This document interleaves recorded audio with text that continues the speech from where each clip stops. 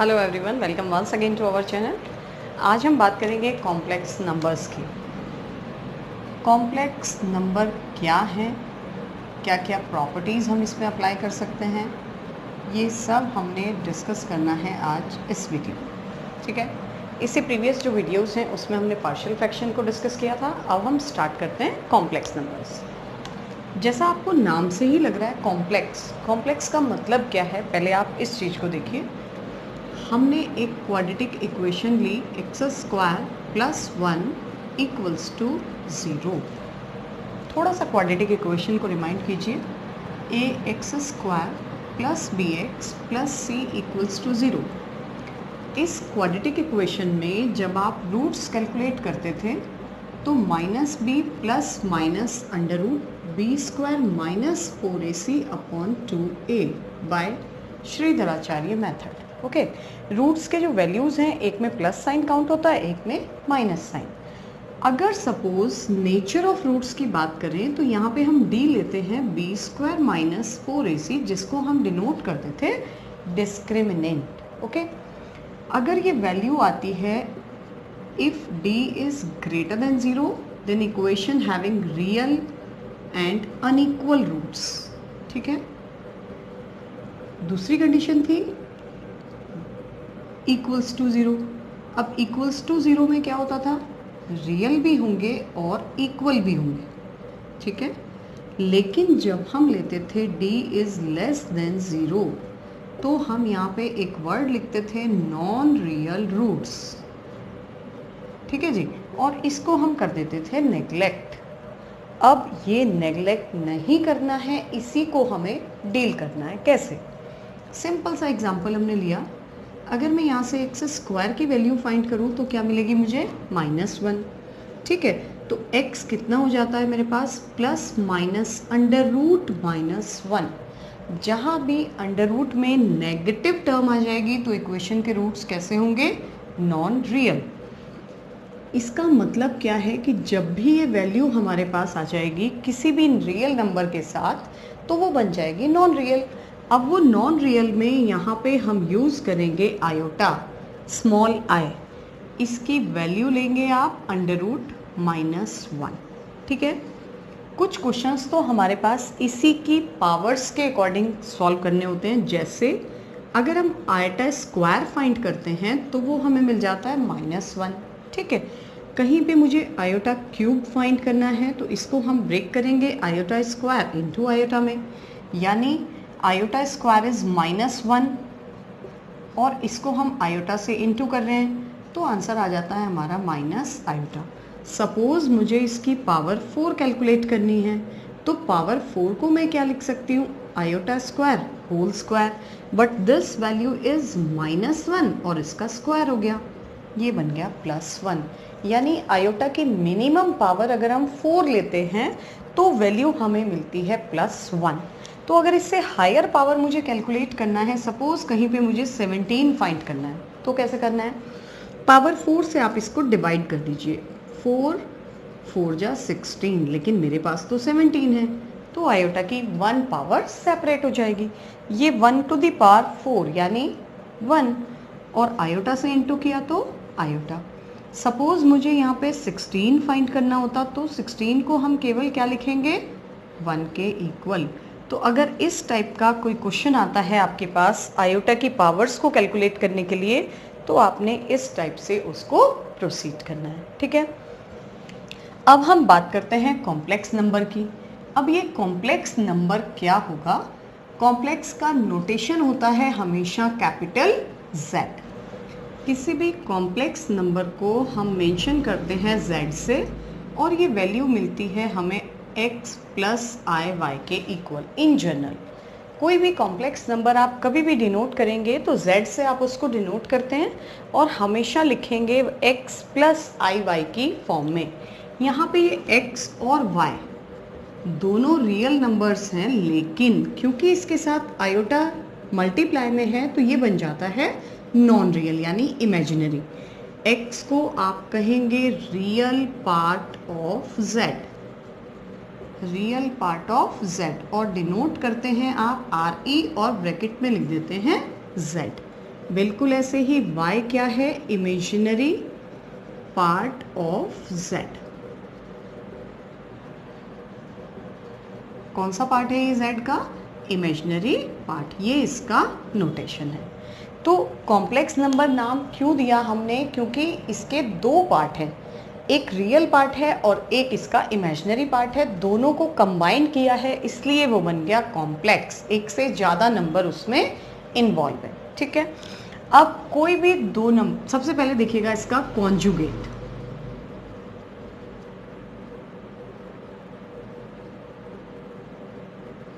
Conjugate of z, हमने कहा z क्या है हमारे पास, z है x plus iota y। Conjugate को आप डिनोट करेंगे कॉन्जुगेट ऑफ z, इसका नोटेशन है बार। ठीक है, और इसकी वैल्यू में क्या चेंज आता है, x plus iota y whole conjugate. केवल आपने आयोटा के टर्म का साइन चेंज करना है, that is known as conjugate of z। Okay, कहीं भी अगर बार है तो बार का मीनिंग क्या है, दोनों जो रियल पार्ट है उसका कुछ चेंज नहीं करना है, जो साइन है प्लस है तो प्लस, माइनस है तो माइनस। लेकिन आयोटा के साथ जो नंबर है अगर वो प्लस है तो माइनस हो जाएगा, और अगर माइनस होता है यहाँ पे तो प्लस हो जाएगा, मतलब रिवर्स कर देना है आपने साइन कॉन्जुगेट में। ओके, अब हम इसकी कुछ प्रॉपर्टीज डिस्कस करें। अगर प्रॉपर्टीज ऑफ z बार, अब इसका मतलब क्या है, सपोज मैं दो बार कॉन्जुगेट कर दूं किसी भी नंबर का, तो x प्लस आयोटा y, इसको हमें डबल कॉन्जुगेट करना है। ठीक है, पहले हम सिंगल कॉन्जुगेट की वैल्यू रख दें, यानी x माइनस आयोटा y, एक कॉन्जुगेट आपने अप्लाई कर दिया। अब इसका फिर से आपको कॉन्जुगेट फाइंड करना है, यानी अब क्या हो जाएगा, ये x प्लस आयोटा y, और ये किसके इक्वल आपको मिल गया, z के। तो कभी भी डबल बार अगर आ जाता है तो अंडरस्टूड है कि उसकी वैल्यू क्या आ जाएगी आपके पास, z के इक्वल, राइट। दूसरी प्रॉपर्टी क्या है कि अगर कहीं पे मेरे पास दो कॉम्प्लेक्स नंबर हैं और कंप्लीट का क्या है, कॉन्जुगेट, इसको हम क्या लिख सकते हैं, z1 conjugate plus minus z2 conjugate. बिल्कुल इसी टाइप से अगर मल्टीप्लाई में है कंबाइंड, तो हम इसको लिख सकते हैं z1 बार इंटू z2 बार, और सेम अगर डिवाइड में है z1 upon z2 whole conjugate, इसको भी हम z1 conjugate upon z2 conjugate ले सकते हैं। ठीक है, ये हो गया आपके पास कॉन्जुगेट। अभी हम क्वेश्चंस करेंगे तो आपको और क्लियर हो जाएगा कि इनको हमें कैसे अप्लाई करना है। चलिए देखते हैं रेसिप्रोकल क्या है। रेसिप्रोकल ऑफ z, आप जानते हैं रेसिप्रोकल का मतलब क्या है। सपोज हमने कहा z कोई भी कॉम्प्लेक्स नंबर है x प्लस आई वाई आयोटा y, अगर मुझे फाइंड करना है रेसिप्रोकल ऑफ z, तो इसका मतलब हो जाता है 1 अपॉन z, यही होगा रेसिप्रोकल। लेकिन जब मैं इसको लिखती हूँ x plus iota y, upon में जैसे आप कोई भी अंडर रूट वाला नंबर, रेशनल नंबर अपॉन में नहीं लेते हैं, इरेशनल नंबर, वैसे ही आपको क्या करना होता था, रेशनलाइज द डिनोमिनेटर। थोड़ा सा रिकॉल करिए 9th-10th को, तो यहाँ से हम अंडर रूट को रिमूव करते थे, वही सेम यहाँ पे है कि हमें अपॉन में आयोटा को भी इन्वॉल्व नहीं करना है। जब भी इसको रिमूव करना है तो इसके कॉन्जुगेट से आपने इसको मल्टीप्लाई डिवाइड करना है। ठीक है, अब जब हम इसको मल्टीप्लाई डिवाइड करेंगे तो न्यूमरेटर तो मुझे यही मिलेगा x माइनस आयोटा y, लेकिन x प्लस वाई और x माइनस वाई मिलके क्या बन जाता है, X square minus Y square. तो ये मुझे देगा X square minus iota square Y square, but iota square is -1, तो ये मिल गया मुझे प्लस, यानी ये टर्म हो गई हमारे पास इस टाइप से, और यहाँ पे आ जाएगा minus iota Y upon X square plus Y square. ठीक है, कोई भी आंसर दें आप कॉम्प्लेक्स नंबर में तो उसको हम प्रेफर करते हैं कि वो हमेशा किसकी फॉर्म में हो, अगेन कॉम्प्लेक्स नंबर की ही फॉर्म में हो। ठीक है, अच्छा अब हमें सपोज कहीं पे ऐड करना है। चलिए पहले इसी के ऊपर बेस्ड एक क्वेश्चन देखिए, आपको रेसिप्रोकल फाइंड करना है। Find the reciprocal of suppose 2 plus 3 iota, ठीक है। आपने सिंपली लिखना है reciprocal of 2 plus 3 iota equals to, पहले तो आप कर देंगे इसको 1 अपॉन, ठीक है जी। अब आपने इसको किससे मल्टीप्लाई डिवाइड करना है, 2 माइनस 3 आयोटा से, ठीक हो गया। क्या वैल्यू आ जाएगी मेरे पास, 2 minus 3 iota upon this plus this minus this, that means 2 square minus 3 iota whole square. क्या आंसर आ गया मेरे पास, 2 upon 2 square is 4 and 3 square is 9 and iota square is -1, so this becomes plus and 3 iota upon 4 plus 9 यानी 2 upon 13 and 3 iota upon 13, this is our answer, ठीक है। Suppose कहीं पे मुझे फाइंड करना है,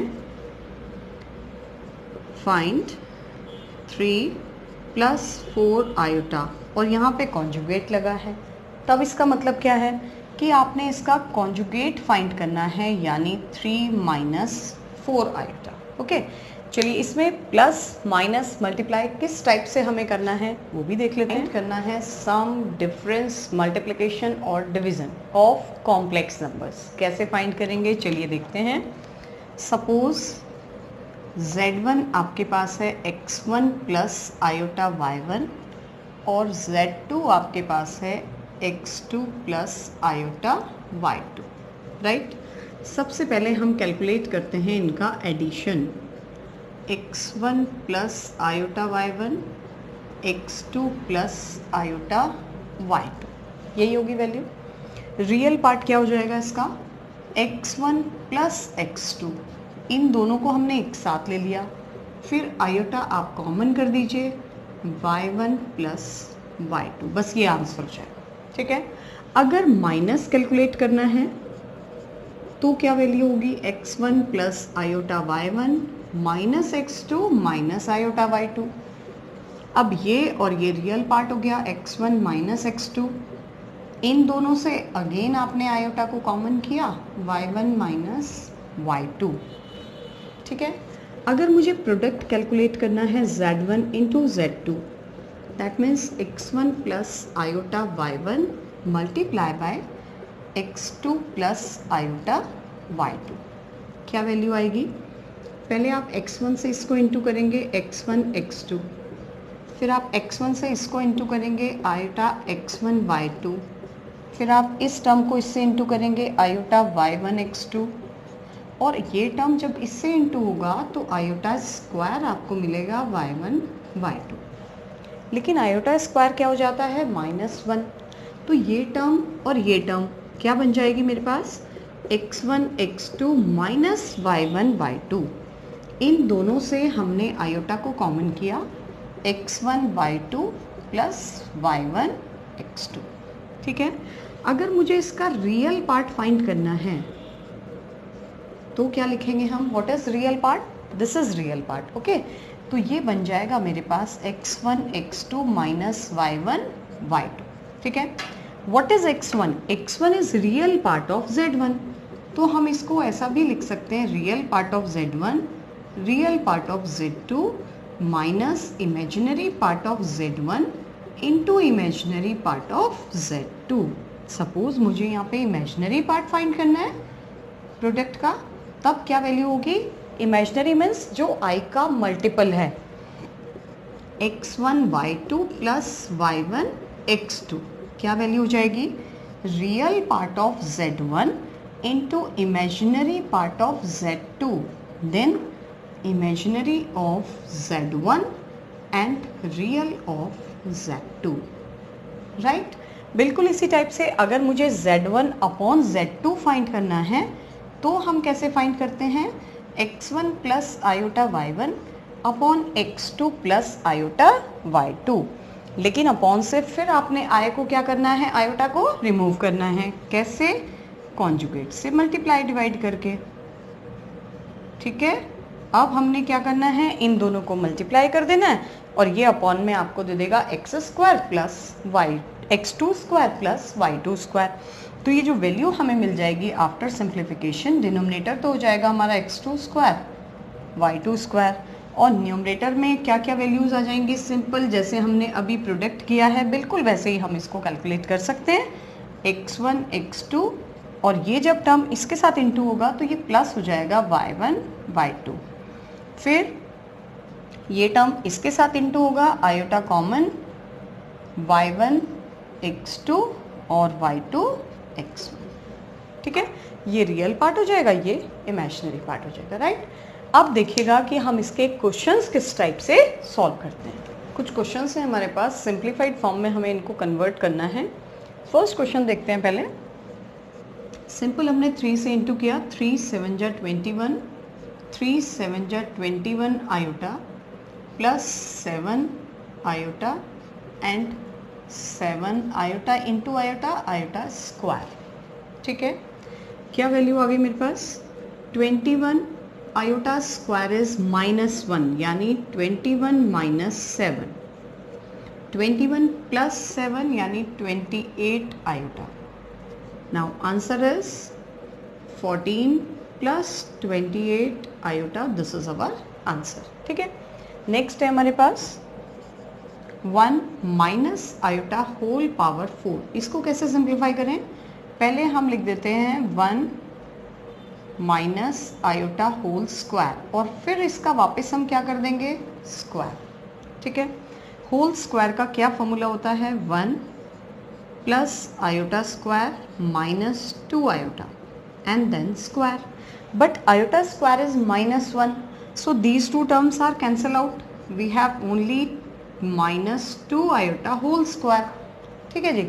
अब क्या वैल्यू हो गई, -2 का स्क्वायर हो जाता है +4 और iota square, but this term is minus, so answer is -4।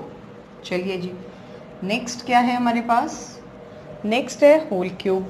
पहले तो आपको होल क्यूब का फॉर्मूला पता होना चाहिए। क्या होता है होल क्यूब का formula, a cube plus b cube plus 3a² and 3ab square. अगर यहाँ माइनस होता है तो जहाँ जहाँ b की ऑड पावर्स हैं वो टर्म नेगेटिव, बाकी सब पॉजिटिव, ठीक। चलिए अब देखते हैं हम next question, 1/3 plus 3 iota whole cube, इसका क्यूब किया आपने 1/27, इसका क्यूब किया 27 आयोटा क्यूब, फिर 3 फर्स्ट टर्म का स्क्वायर, उसको मल्टीप्लाई किया 3 आयोटा से, और फिर 3 फर्स्ट टर्म और 3 आयोटा का स्क्वायर, यही आएगी value by this formula. 1/27 plus iota cube को हम क्या लिख सकते हैं, iota square into iota, iota square is -1, so this term is -27 और आयोटा। 1/9, एक 3 से ये 3 कैंसिल, एक 3 से ये 3 कैंसिल, तो यहाँ पे मुझे केवल क्या मिल जाएगा, आयोटा, ठीक है जी। यहाँ पे ये 3 कैंसिल, 9 आयोटा स्क्वायर, लेकिन आयोटा स्क्वायर की वैल्यू जाती है -1, ठीक। 1/27 माइनस 9 एक ब्रैकेट में, और ये दोनों आ जाएंगे एक ब्रैकेट में, ठीक है। यहाँ पे आप लेंगे 27 LCM, 1 माइनस 243 और 26 आयोटा, ठीक है जी। अब वैल्यू कितनी हो गई हमारे पास, -242/27 और 26 आयोटा, बस ये हमारा आंसर हो गया। अब नेक्स्ट हमें क्या फाइंड करना है, मल्टीप्लिकेटिव इनवर्स ऑफ, इसका हमें मल्टीप्लिकेटिव इनवर्स फाइंड करना है। क्या करना था मल्टीप्लिकेटिव इनवर्स में, yes, simply 1 multiplicative inverse of 3 + 4 iota is 1/3 + 4 iota. कैसे सॉल्व करना था, इसको हमें कॉन्जुगेट से मल्टीप्लाई डिवाइड, सो 1/3 + 4 आयोटा, इसको मल्टीप्लाई कर दीजिए 3 - 4 आयोटा से, क्या वैल्यू आ जाएगी, this is 3 - 4 iota upon 3 square यानी 9 -16 आयोटा स्क्वायर, लेकिन वो क्या हो जाता है +1, ठीक है। 3/16 प्लस 9 दैट इज 25 और -4/25 आयोटा। ठीक है जी। अब हमें क्या करना है, इसको सिंप्लीफाई फॉर्म में चेंज करना है। इसको सिंप्लीफाइड फॉर्म में चेंज करने के लिए क्या करेंगे, सिंपली जहाँ प्लस है वहाँ प्लस कर दीजिए, जो मल्टीप्लाई में है उसको मल्टीप्लाई में सिंप्लीफाई कर दीजिए। चलिए देखते हैं कैसे इसको करना है। न्यूमरेटर में हमारे पास है मल्टीप्लाई, 3 3 जा 9, 3√5 आयोटा, 3√5 आयोटा और minus iota square into √5 into √5 5 upon 3 plus √2 iota minus 3 और प्लस √2 आयोटा। यहाँ पे ये टर्म तो कैंसिल आउट, ठीक है। 9 प्लस 5 अपॉन ये टर्म इससे कैंसिल आउट, यानी 2√2 आयोटा। 9 5 14 upon 2√2 iota. 2 से इसको कैंसिल कर दिया 7 टाइम और √2 आयोटा से आपने मल्टीप्लाई डिवाइड कर दिया, तो वैल्यू हो गई मेरे पास 7√2 iota upon √2 2 and iota square. Iota square is minus, so 7√2 iota upon 2, ये हमारा आंसर हो जाएगा। ठीक है, तो इस टाइप से आपने क्वेश्चंस को सिंप्लीफाई करना है। अभी हमारे पास इसमें कुछ और टॉपिक बचते हैं, वो हम नेक्स्ट वीडियो में अपलोड करेंगे। आज इतना ही, थैंक यू।